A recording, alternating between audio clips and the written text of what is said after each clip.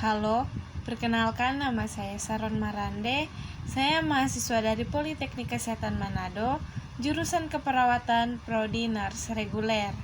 Saya akan menjawab pertanyaan nomor 1, yaitu bagaimana pencernaan, penyerapan, metabolisme karbohidrat. Jawabannya adalah pencernaan karbohidrat mengalami proses hidrolisis di mulut, lambung, usus, dan hasil akhirnya adalah dalam bentuk glukosa, fruktosa, galaktosa. Selanjutnya senyawa ini diabsorpsi melalui dinding usus dan dibawa ke hati oleh darah. Metabolisme karbohidrat mengalami beberapa proses di dalam tubuh kita. Yang pertama glikolisis, glikogenesis, HMP surf, yang keempat gluconeogenesis. Selanjutnya soal nomor 2, yaitu jelaskan apa yang Anda pahami tentang kolesterol baik atau jahat. Jawabannya, lemak baik itu HDL dan lemak jahat itu LDL atau trigliserida.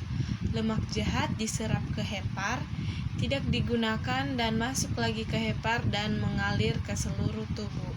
Nah, lemak baik tidak akan dibalikan dan hanya menempel di pembuluh darah.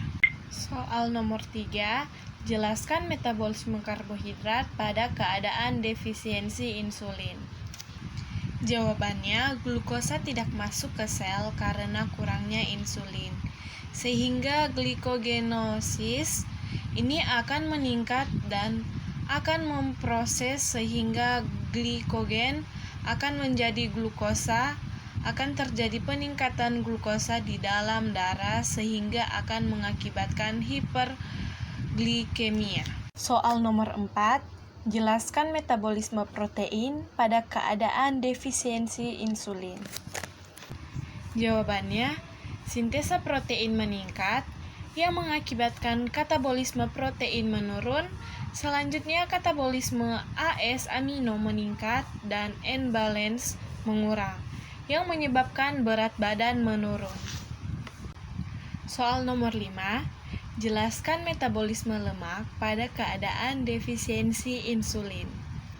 Jawabannya, glukosa tidak bisa masuk ke sel.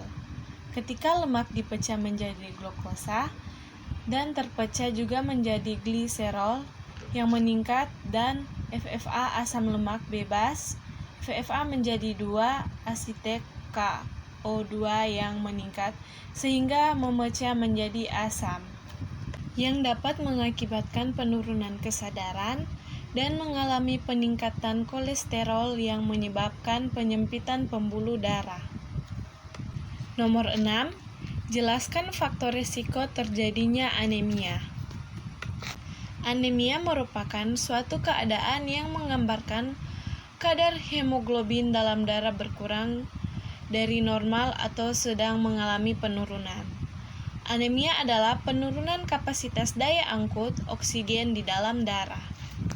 Darah berfungsi untuk menghantar oksigen ke seluruh tubuh.